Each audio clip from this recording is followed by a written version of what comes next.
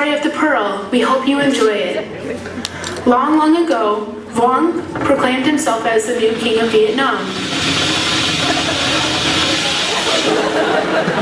Immediately after, he decided to build a fortress around the capital to keep it safe from invaders. However, the construction of this fortress was difficult because the walls kept crumbling.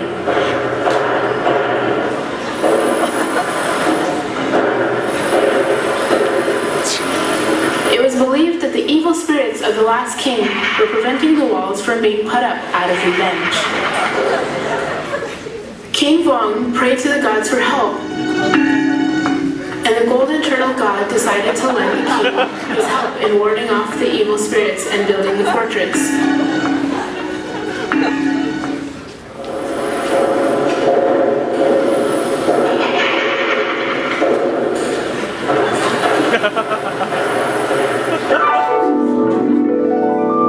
After the fortress was completed, as a blessing, the golden turtle god gave the king one of his claws and instructed him to use it to make a magical arrow for his royal crossbow. This weapon, he said, will keep his kingdom invincible.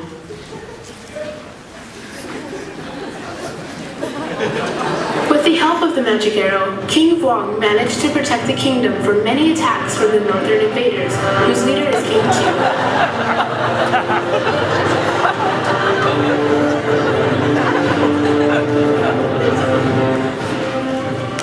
After many losses, King Tu tried to reach a peace treaty with King Vuong, and then sent his son named Chong Doi to Vietnam to negotiate.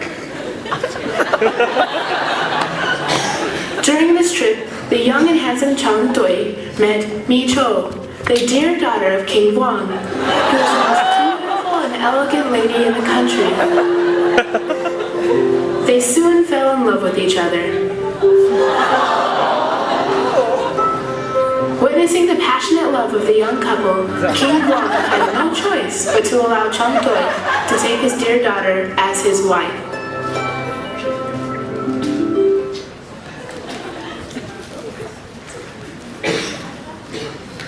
One night, while sitting in the garden in the moonlight, Chong Doi asked his wife why the country could always stand against such strong enemies and if there was a secret weapon. The innocent princess earnestly told him about the existence of the magic arrow and that it was hidden in one of the royal bedrooms. Chong Doi acted like he did not believe her, so the princess took him to the arrow's hiding place and showed it to him as well as taught him how to use it. The next day, Chong Doi offered to have a feast with King Vuong and Princess Mi Cho. He tried to make them have fun and offered them a lot to drink.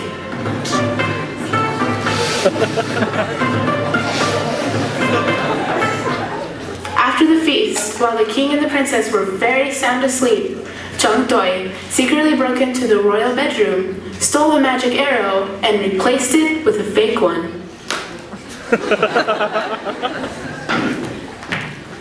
Chong Doi then cited homesickness and asked the king for permission to return to his country for a few days.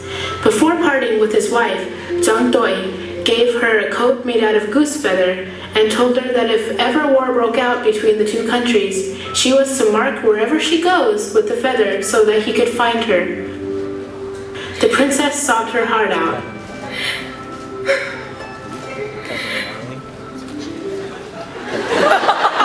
Later, King Tu called war and sent troops to Vietnam.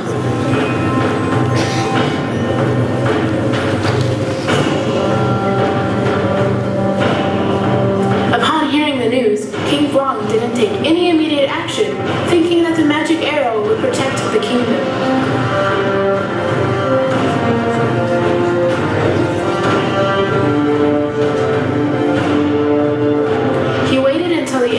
Close to the castle and calmly brought out his crossbow and magic arrow.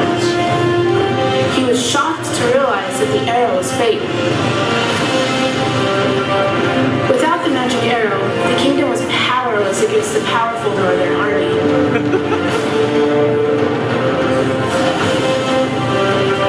The army started coming for King Vuong, who grabbed his daughter and escaped on a horse. Remembering her husband's words, the princess plucked her path.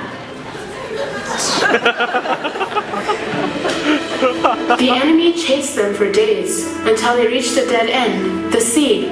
The king, facing his death, turned his face to the sea and prayed to the gods one last time. At his prayers, the winds rose and the golden turtle god appeared. He said to the king, "The greatest enemy is not in front of you, but right behind you."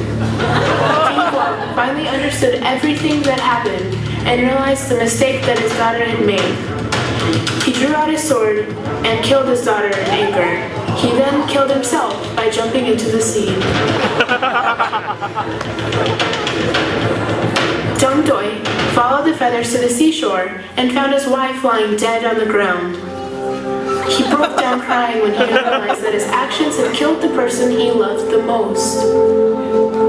Not wanting to live anymore, he killed himself by jumping into the well, where his wife usually washed her hair. Legend has it that when Mi Cho died, her blood leaked into the sea. It was absorbed by the oysters under the sea, and these oysters bore beautiful pearls.